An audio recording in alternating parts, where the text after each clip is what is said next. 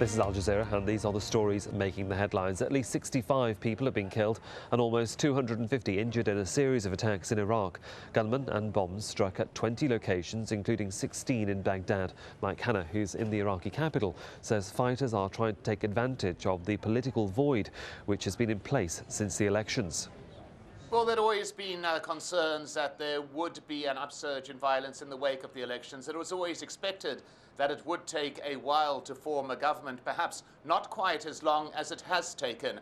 The politicians continue to wrangle, and in this vacuum of political power, it is clear that those intent on destabilization have seen a window of opportunity. The government, for its part, has continued to insist that it has the situation under control. It announced a major crackdown on figures from Al-Qaeda in Iraq, who the government holds responsible for the vast majority of these attacks. But in the course of the day, very little has been heard from the incumbent government. Anti-government protesters in Thailand say they've accepted the government's offer to hold elections on the 14th of November. But they say they won't stop their 2-month-long demonstration in the centre of Bangkok. That's because the Red Shirts, as they're known, are still demanding the Deputy Prime Minister be arrested for the April 10th crackdown that left dozens dead.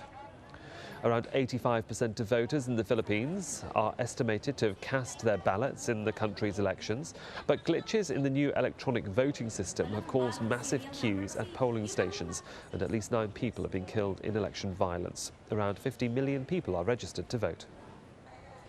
In Zimbabwe, opposition politician Roy Bennett has been cleared of plotting to kill President Robert Mugabe.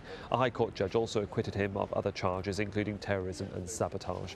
Bennett is a member of the Movement for Democratic Change.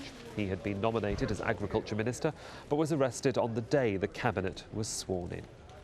And you can find out more on all of those stories that we're covering here on Al Jazeera by logging onto our website at aljazeera.net/English. That's aljazeera.net/English. Bye for now.